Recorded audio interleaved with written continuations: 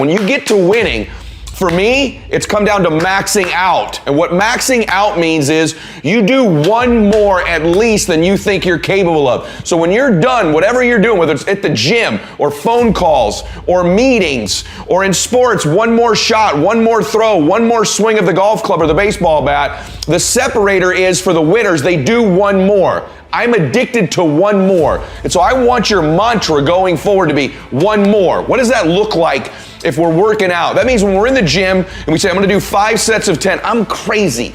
Like I'm a psycho because I wanna win. I wanna be somebody. I wanna separate. I wanna compete. And the way I do that isn't with my giftedness, because I wasn't born with a bunch of gifts. And I think gifts are crap.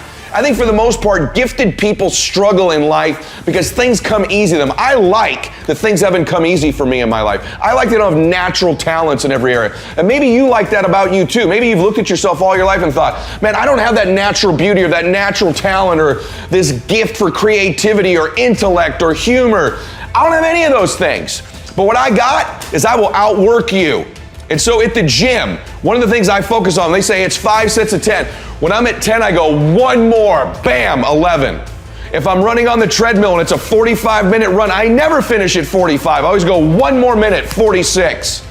If I'm at the office and I'm supposed to make 25 phone calls that day, when I'm at the end of the day, I always do one more. If I've got meetings, I always do one more. My mantra for 3 decades in business has been one more. Why? Because we get out of life what we think we deserve.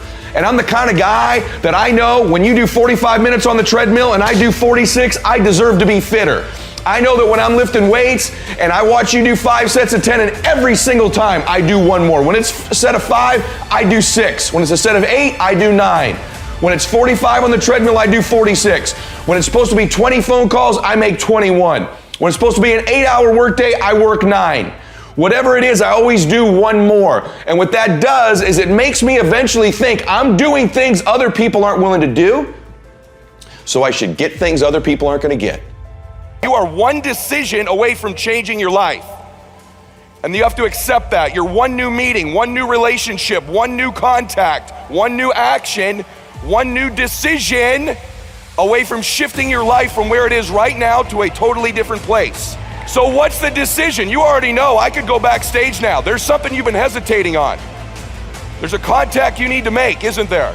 There's a job you need to quit. There's a relationship you need to engage in. Maybe there's a relationship you need to leave. I don't know what it is, but I know there's a decision that you need to make to take you to the next level, just like I know that's true for me. Because decisions shape our destiny when they're backed up by some massive ass action. Okay, but you can't take the action if you don't decide. Everyone say yes. People avoid being desperate. Think of the fact they come here tonight and they're down. They're not where they want to be financially. Their relationships aren't what they want. Maybe they're in a desperate place, and you might think that's a negative thing. But when you're in a desperate place, you take the best actions. Desperation is a great place to be. Those of you that are achieving, one of the reasons the achievement is slowed down is you've allowed yourself to feel less desperate. When you were broke and starting your business, or when you were brand new in your relationship and you were desperate to get her to love you or desperate to get him to love you, you took massive big action. How many of you are moms in the room? Raise your hand.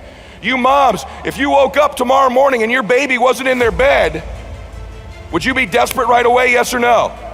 Big time desperation. You wouldn't be thinking about what you need to do. You'd be acting, wouldn't you? You'd immediately make the decision. You'd take massive action. You'd search the house. You'd go into the street. Would you worry if your makeup was on right? How you looked, what people thought about you? You wouldn't, would you? Have to have the perfect plan to go find your baby that's missing. You wouldn't need any of that because you were desperate. So when you remove desperation, all this bullshit creeps into your life where you think you have to have the perfect plan and look the perfect way and have the perfect thoughts and be all zen and perfect. What you need is to be desperate. What you need is to get after it. And I want you to get desperate to make that decision. Why? Because our obsessions become our possessions. What you obsess about most regularly, you will eventually possess in your life. The challenge for most people, sisters and brothers, is that we obsess on the things we're fearful of, what we don't have, what we're worried about. And then we end up possessing those things over and over again, rather than programming ourselves to become obsessed with what we want, what our dreams are, what we believe we deserve. When we become obsessed about those things, long term, we end up possessing those things. Can I get an amen for that? Yes? Yet most of us don't replace the external parts of our lives because those things happen naturally without thought. The external results of our life, in order to replace ourselves with the next best version, requires intention, requires obsession, requires desperation. Everyone with me on that, say yes. So it's not unnatural to change. Your friends that think you're crazy to have started your business or come to a seminar or spend money you don't have, they're the crazy ones. It's unnatural to be the same person you are right now next year. For all of you in here, the 35-year-old you should be gone next year forever, and there should be a brand new, better 36-year-old. You 20-year-olds, there should be a better 21-year-old next year. You should constantly be replacing yourself just like your bones do, just like your lungs do, just like your cells do. It's natural to be replacing ourselves, but we're around people who aren't, so we think it's natural not to.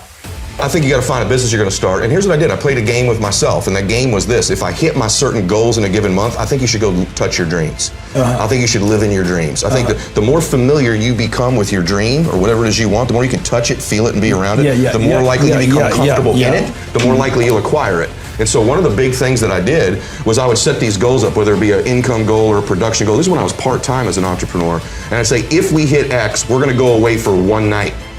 And that one night would be to a nice place. It might be like the Ritz-Carlton Laguna Beach, right, where I would go, or the La Quinta Resort in Palm Desert, and I'd do one night in my dream. I'd spend the $300 or $400. My wife would get a nice massage, get a taste of it. And I'd go play golf. And guess who you run into those golf courses? You run into some rich dudes, and I'd run into those guys on the golf course, and I would get to know them for that weekend, that time. So it wasn't golf. You're touching possibility. You're living in your dream. The more you can touch it. If your dream is to feed 1 million people, spend one day a month actually in those charities feeding people. The more you get comfortable in your dream. So you don't wait until you're set to do it. You get little. You never do. You know this. Every little thing you've acquired, even getting Elena. You talked about how you chased her for 13 months. You got around her a little bit in the meantime, because the more comfortable she could get with hearing your voice messages are from you, the more likely she's going to get in your dream. Because you belong in your dream, but you have to touch it regularly before you get it. A couple ironic things about closing and selling that you may not have ever been told before, but I'm going to tell you. People don't have to believe what you're saying. Is that crazy? People do not have to believe what you're saying. In fact, too many of you spend too much time trying to get people to believe what you're saying. And you come across like a beggar because of it.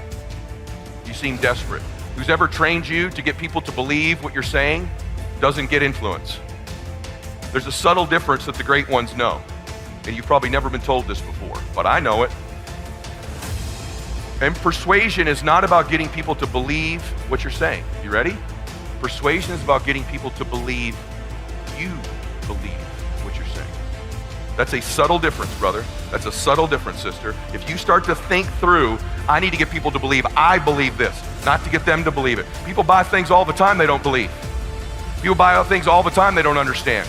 That's okay. We want to educate, we want to train, but they don't have to believe everything you're saying. If they have to do that, you're going to look like you're begging all the time. They got to believe you believe it. That's a different intention. The most certain person always influences the less certain person. When you're exchanging with a recruiter or a client, they're either going to close you or you're going to close them. And that's certainty. Certainty is influence. And you can't transfer to me something that you're not experiencing for real. You have to really believe it. You got to really be a crusader. You got to really understand it. When you really believe something, you can transfer that certainty to me. Everybody with me on that? Say yes. This is a huge deal. It's a huge deal that you need to begin to understand that persuasion is they believe you believe what you're saying. I love that most people don't take anything seriously. I love that most people aren't coachable. I love that most people don't do what I teach or that anybody teaches. I love that. That's how certain people win. Half y'all haven't written a damn word down I've said. If you were in my team, I'd slap the hell out of you. I don't say that disrespectfully. I say this as a dipshit who had a Velcroed car. I don't say that talking down to you. I say, wake up! You want to win? You want to be a millionaire? You got to quit being so casual. You walk slow, you talk slow, you implement things slow, you talk a good game like you're going to be somebody, like you're going to make hundreds of thousands of dollars. You can't even write a note down. You're going to get your ass kicked in business, dude. Business is a sport. It's competitive. You got to get focused and get in a hurry. Around a dude like me, we will smash your organization. We come to play. We're for real. What are you? Cool? I've seen all kinds of cool guys my whole career. Cool guys go broke. Cool guys have little flashes in the pan. They have a good 2 or 3 years. Players who implement strategies that get focused and intense, they win decades. They win multiple championships. You win for 2 or 3 years. You know how many guys I've known that have made money for 2, 3, 4 years that are ass broke now? You gotta win year after year after year to be a player in business.